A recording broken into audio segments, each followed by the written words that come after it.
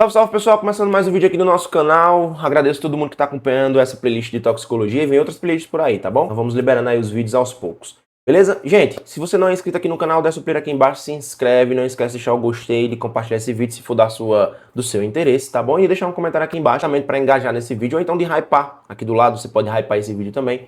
Eu agradeço bastante onde você pode compartilhar com mais gente aqui no canal, tá bom? Aqui no YouTube. Bom, galera, hoje nós vamos falar um pouquinho sobre teratogênese e mecanismos fundamentais de alterações no DNA.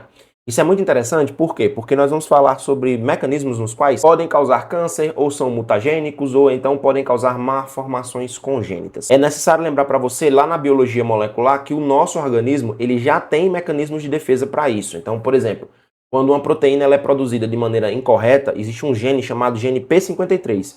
Ele vai justamente de destruir aquela proteína ou então interromper aquele processo para que justamente não haja nessas condições um dano mais contínuo. Mas nem sempre isso é possível, né? Além de que existem substâncias externas que podem causar alterações graves no DNA e é sobre elas que nós vamos conversar. Então, vem aqui para o quadro que a gente vai começar a conversar um pouquinho justamente pelos conceitos fundamentais. Então, primeiramente, vamos entender quais são os tipos de agentes que alteram o DNA. Nós temos três tipos de agentes: os mutagênicos, os carcinogênicos e os teratogênicos. Então vamos lá. Os mutagênicos, eles vão alterar diretamente o DNA. O professor quer dizer então que eu vou virar o Hulk? Não é bem assim. Mas eles vão induzir mutações no DNA e essas mutações no DNA, dependendo da região que vai ser comprometida, seja um intron, seja um exon, você vai ter ali dificuldades na formação de proteínas, fechou? Lembrando, na biologia molecular, os exons são as regiões do DNA onde nós temos a formação ou a codificação de proteínas. Então, é nessa condição aí, é nesse ponto aí onde nós devemos nos preocupar um pouco mais. Embora os introns eles não sejam codificadores de proteínas, mas eles podem ter genes iniciadores ou terminadores. Então é importante também lembrar que alterações nesse processo podem comprometer sim, embora não diretamente, a produção de proteínas, tá bom? Induzindo mutações pontuais ou até mesmo cromossômicas. Lembre-se que os nossos cromossomos é o mais alto grau de condensação do nosso DNA. Nós somos seres vivos que temos, nós humanos, né? Nós temos 46 cromossomos. Esses 46 cromossomos são divididos em 23 pares, onde 23 vem do pai e 23 vem da mãe. E aí nós temos os cromossomos homólogos. Por exemplo, o cromossomo 1 do pai com o cromossomo 1 da mãe são homólogos. Cromossomo 2 do pai com o cromossomo 2 da mãe são homólogos. Esses cromossomos, eles têm essa característica de carregar o nosso gene, né? Os genes que vão vir do pai e da mãe. Só que lembre-se, professor, então quer dizer que eu sou metade meu pai, metade minha mãe? É por aí, tá? Só que existe um processo durante a divisão celular chamado crossing over, que é onde esses genes eles são misturados e a mistura desses genes faz com que você tenha características híbridas, digamos assim, né?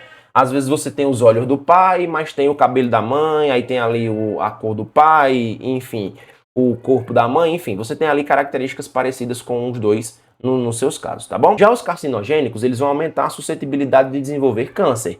Eles podem ser genotóxicos ou não genotóxicos.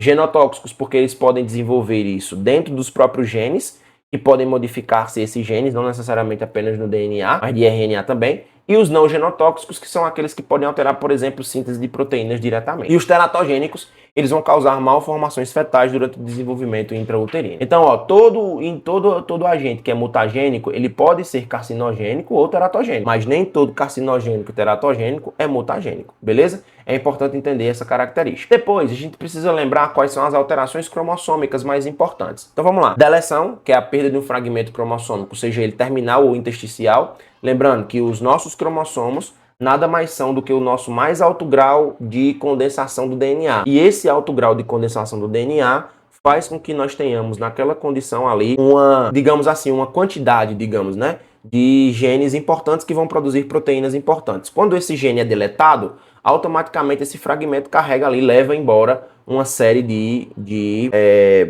informações que não vão poder ser repassadas para os descendentes, tá bom? A duplicação, que é quando ocorre uma replicação despareada dos cromossomos, causando ali uma informação a mais. As inversões, que é quando um fragmento ele gira ou no próprio eixo ou trocando de lugar realmente, fazendo com que haja um erro na liberação ou na formação de novas proteínas. E a translocação, que é quando os fragmentos eles são translocados entre cromossomos. E aí a gente chama de cromossomos não homólogos. Por exemplo, um pedaço do cromossomo 1 foi para o cromossomo 13.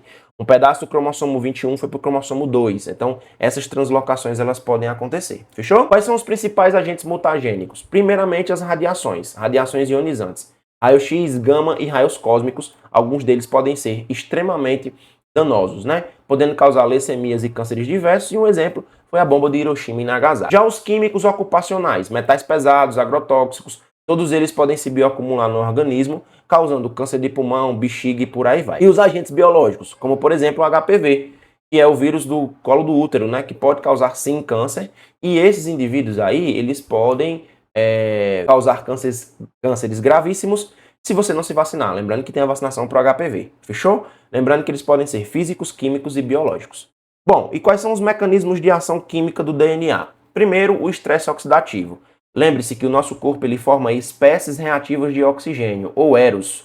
Essas espécies reativas de oxigênio elas são degradadas lá nos peroxissomos. Os peroxissomos são nada mais nada menos peroxissomos. São nada mais nada menos que organelas celulares que acabam interconvertendo a água oxigenada, que é uma EROS, que é uma espécie reativa de oxigênio, através de uma enzima chamada catalase. Ela vai converter isso aqui em água mais oxigênio. No momento em que os peroxissomos eles não conseguem ou não dão conta dessas espécies reativas de oxigênio, elas começam a se acumular. E essas espécies reativas, o próprio nome já diz, causam estresse oxidativo, degradação de proteína, destruição de organelas e por aí vai. Análogos de base, que são substâncias que podem substituir bases nitrogenadas do DNA ou do RNA. Então, por exemplo, Gal Costa, né? Agnaldo Timóteo. Guanina se liga a citosina, adenina se liga a timina. Esses análogos de base, eles podem simplesmente, galera, trocar de lugar aqui com uma base dessa. Então, por exemplo, vem aqui e troca essa timina, por exemplo, por um 5-bromouracil. Ou seja, aqui nós temos um problema. Quando eu for ler essa trinca aqui, eu não consigo ler porque aqui tem uma substituição de base, beleza? Agentes alquilantes, que vão doar grupos metílicos, por exemplo, quando você insere ali uma metilação, um grupamento metil, em sítios específicos onde vai ocorrer síntese de proteína. Agentes intercalantes, que distorcem a hélice, alterando assim um erro na leitura, né? Então veja bem, tá aqui a hélice do DNA, né? E aí, ao invés de você conseguir ler essa hélicezinha do jeito certo, você não consegue porque ele troca a ordem, beleza? Então ao invés de ser 5 linhas, 3 linhas, passa a ser 3 linhas, 5 linhas. Então isso faz com que a leitura do RNA ou do DNA seja incorreta. Então para evitar, para que você tenha uma proteção essencial, evite exposições prolongadas, seguir recomendações médicas e científicas, lembrando que nós temos mecanismos de reparo do DNA, mas que muitas vezes, a depender da agressão, esses mecanismos eles não são suficientes para conseguir reparar o DNA naquele alto grau de, digamos assim, de agressão que ele sofreu. Beleza? Bom, galera, agradeço vocês terem ficado comigo em mais um vídeo. Um grande abraço e até a próxima.